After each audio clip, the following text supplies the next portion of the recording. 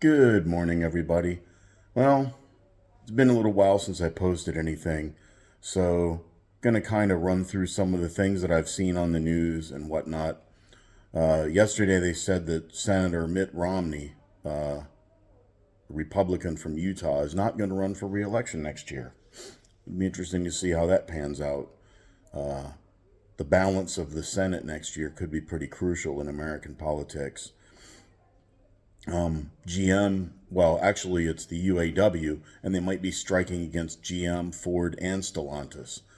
Got an interesting dynamics going on with this because we're in a situation where the government is trying to push electric cars, but people generally don't want them and they're not affordable. And from what I understand, a lot of the companies making electric cars don't pay as well as the regular cars. Well, I think the UAW members are kind of concerned about this, and it looks to me as if they're going to want the government to subsidize the automakers building them and somehow subsidize people being able to buy them so that they can keep their wages artificially high. Don't know how that's going to work in the long run. It doesn't seem like the economics are very good, but we'll have to see where that goes. But I just think that you're a lot of the non-union working auto workers in the United States, in the southern states, the right to work states, they're doing pretty well. They might not get paid as much as the union people in Detroit, but they're paying less in taxes. They don't have to pay union dues, and they don't have to worry about the legacy costs. A big problem with the UAW is that they almost need to get new members in to the union to pay for people who are retired, who are drawing pensions, who aren't producing anything anymore.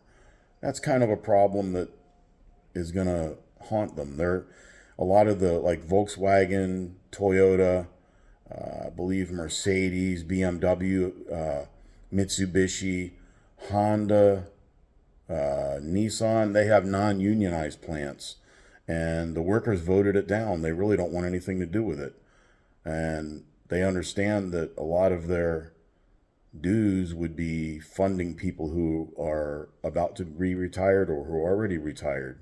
So it's sort of like a private labor corporation Ponzi scheme, and they're concerned about that.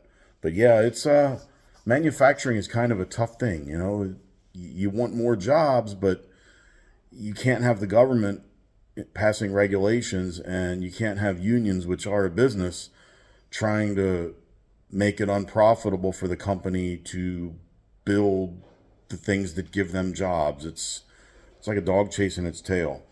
Uh, Vladimir Putin is meeting with Korean dictator Kim Jong Un. So you can only imagine what that conversation must be like. It's like the beginning of the new Axis powers: China, Russia, and North Korea, and maybe Iran. That's got some ugly ramifications there. A happy story was that killer, I think his name was Donaldo Cavalcantes or something like that. He was on the run in southeastern Pennsylvania, and he got apprehended by a Belgian Malinois. A 4-year-old Belgian Malinois got a hold of him. So he was that dog's chew toy for a while. So he's back in custody where he belongs. And there's an unwritten rule: if a police dog has to chase you, they get a free bite. So hats off to the canine, a 4-year-old Belgian Malinois named Yoda. He said, "Tastes like chicken, you do." But anyway, I'm just blown away by the numbers of stories on the news. It's hard. It's kind of depressing sometimes. Then the inflation results come out, but they said inflation was up like 5.7%. Well, what are they basing that on? Inflation is a lot more than 5%. Try to put gas in your car lately, and now they're saying that there's another strain of COVID out. What are they going to do? Call it COVID 23? Just in time for mail-in ballots for the election. You don't know what kind. It's a crazy world we live in, I'll tell you what. But what are you going to do? That's just the way life is in the 21st century. I wonder what. I would love to see a 20-minute rant by George Carlin and Sam Kinison. If those two could be resurrected to do a 20-minute back and forth dialogue about the state of the world and the state of the nation today, that would be worthy a pay-per-view. Anyway, just some rambling thoughts. I'm going to check out here and get some lunch soon. It's almost 12. It's almost 12 noon here. So anyway, be safe. Have a good day.